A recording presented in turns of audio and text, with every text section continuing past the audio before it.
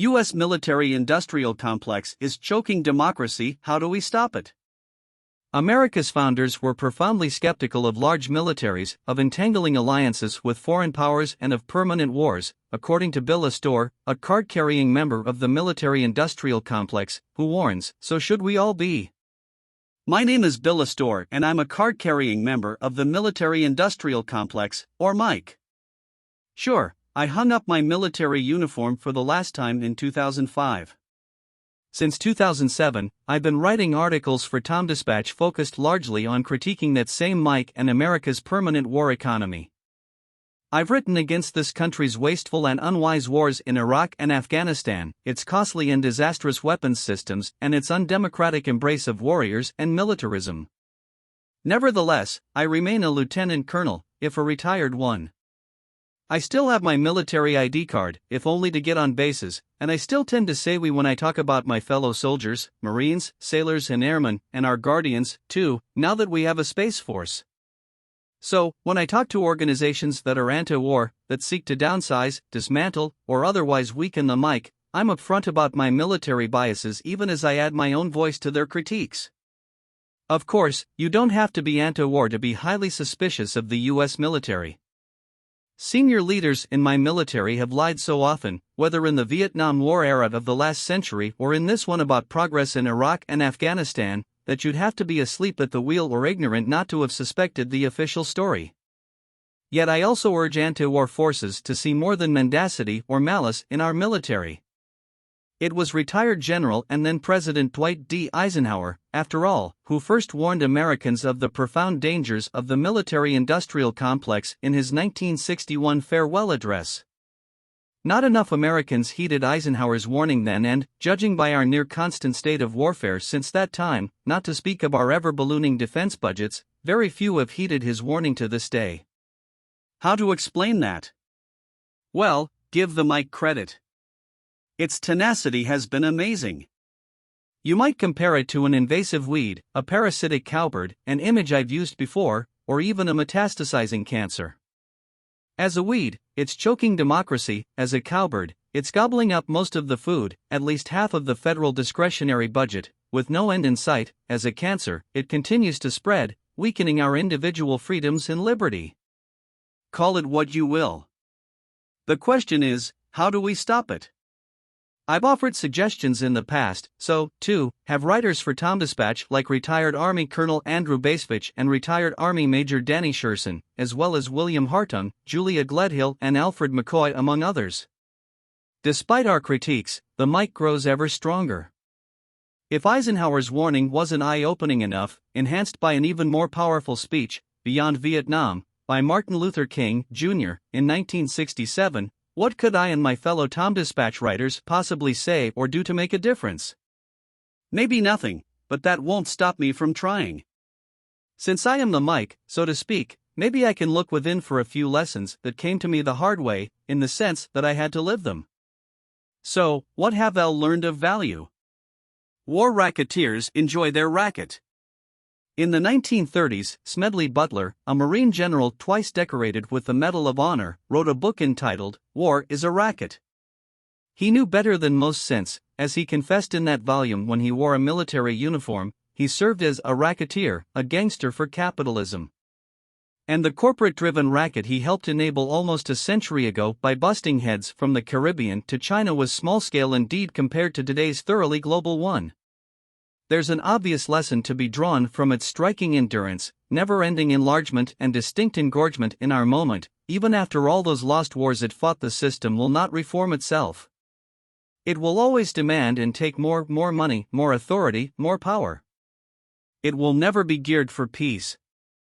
By its nature, it's authoritarian and distinctly less than honorable, replacing patriotism with service, loyalty and victory with triumphant budgetary authority.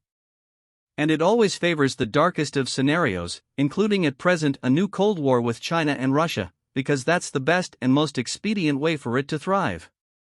Within the military-industrial complex, there are no incentives to do the right thing. Those few who have a conscience and speak out honorably are punished, including truth-tellers in the enlisted ranks like Chelsea Manning and Daniel Hale. Even being an officer doesn't make you immune. For his temerity in resisting the Vietnam War, David M. Shoup, a retired Marine Corps general and Medal of Honor recipient, was typically dismissed by his peers as unbalanced and of questionable sanity.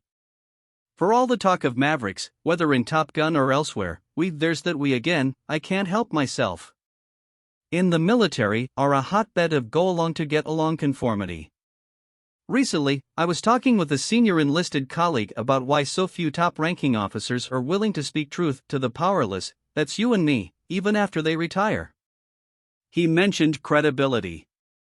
To question the system, to criticize it, to wear dirty laundry in public is to risk losing credibility within the club and so to be rejected as a malcontent, disloyal, even unbalanced.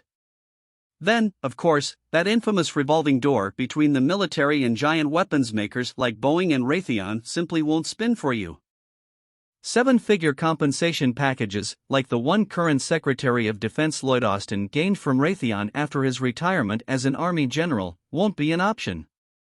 And in America, who doesn't want to cash in while gaining more power within the system? Quite simply, it pays so much better to mouth untruths, or at least distinctly less than full truths, in service to the powerful. And with that in mind, here, at least as I see it, are a few full truths about my old service, the U.S. Air Force, that I guarantee you I won't be applauded for mentioning.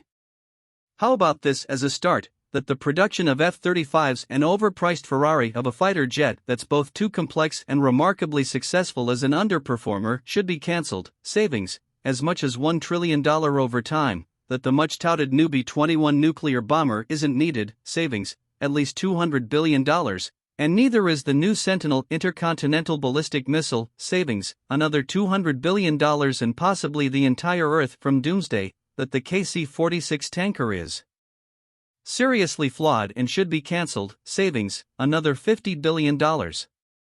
Now, tote it up. By cancelling the F-35, the B-21, the Sentinel and the KC-46, I single-handedly saved the American taxpayer roughly $1.5 trillion without hurting America's national defense in the least. But I've also just lost all credibility, assuming I had any left, with my old service. Look, what matters to the military-industrial complex isn't either the truth or saving your taxpayer dollars, but keeping those weapons programs going and the money flowing. What matters, above all, is keeping America's economy on a permanent wartime footing, both by buying endless new and old weapons systems for the military and selling them globally in a bizarrely Orwellian pursuit of peace through war. How are Americans, Eisenhower's alert and knowledgeable citizenry, supposed to end a racket like this?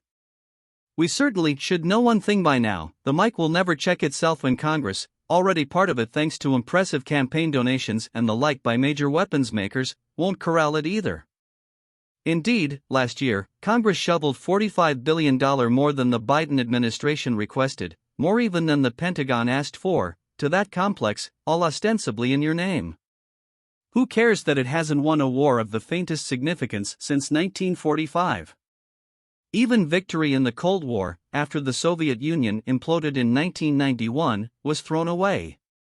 And now the complex warns us of an onrushing new Cold War to be waged, naturally, at tremendous cost to you, the American taxpayer. As citizens, we must be informed, willing and able to act. And that's precisely why the complex seeks to deny you knowledge, precisely why it seeks to isolate you from its actions in this world. So, it's up to you, to us, to remain alert and involved. Most of all, each of us must struggle to keep our identity and autonomy as a citizen, a rank higher than that of any general or admiral, for, as we all need to be reminded, those wearing uniforms are supposed to serve you, not vice versa. I know you hear otherwise. You've been told repeatedly in these years that it's your job to support our troops. Yet, in truth, those troops should only exist to support and defend you, and of course the Constitution, the compact that binds us all together as a nation. When misguided citizens genuflect before those troops, and then ignore everything that's done in their name, I'm reminded yet again of Eisenhower's sage warning that only Americans can truly hurt this country. Military service may be necessary, but it's not necessarily ennobling. America's founders were profoundly skeptical of large militaries, of entangling alliances with foreign powers, and of permanent wars and threats of the same. So should we all be? Citizens United is the answer. No, not that Citizens United, not the case in which the Supreme Court decided corporations had the same free speech rights as you and me, allowing them to co-opt the legislative process by drowning us out with massive amounts of speech, aka dark money-driven propaganda. We need Citizens United against America's war machine.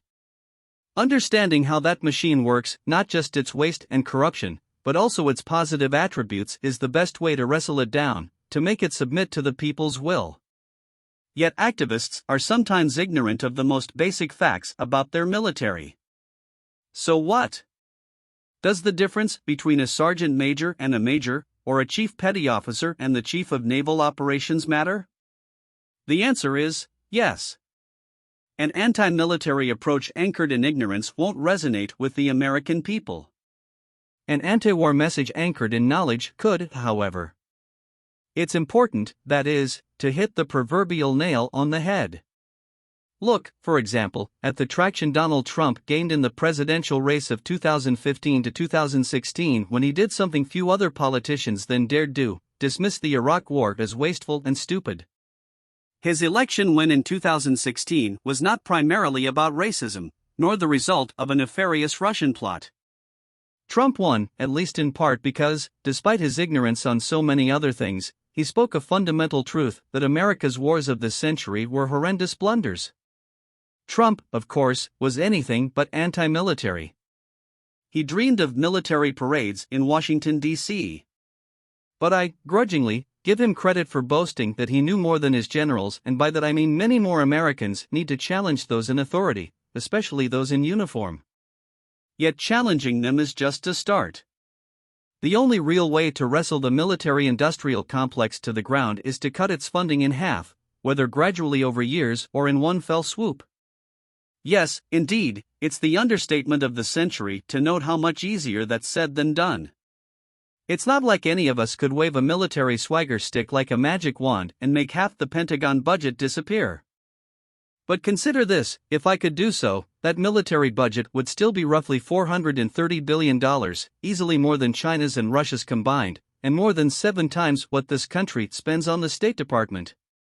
As usual, you get what you pay for, which for America has meant more weapons and disastrous wars. Join me in imagining the, almost, inconceivable, a Pentagon budget cut in half. Yes, generals and admirals would scream and Congress would squeal. But it would truly matter because, as a retired Army Major General once told me, major budget cuts would force the Pentagon to think, for once. With any luck, a few sane and patriotic officers would emerge to place the defense of America first, meaning that hubristic imperial designs and forever wars would truly be reined in because there'd simply be no more money for them. Currently, Americans are giving the Pentagon all at once, plus some. And how's that been working out for the rest of us? Isn't it finally time for us to exercise real oversight, as Eisenhower challenged us to do in 1961?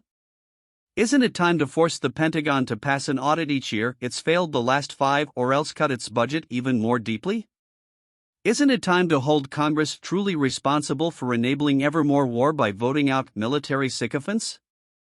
Isn't it time to recognize, as America's founders did, that sustaining a vast military establishment constitutes the slow and certain death of democracy? Just remember one thing: the military-industrial complex won't reform itself. It just might have no choice, however, but to respond to our demands, if we as citizens remain alert, knowledgeable, determined, and united. And if it should refuse to, if the might can't be tamed, whether because of its strength or our weakness, you will know beyond doubt that this country has truly lost its way.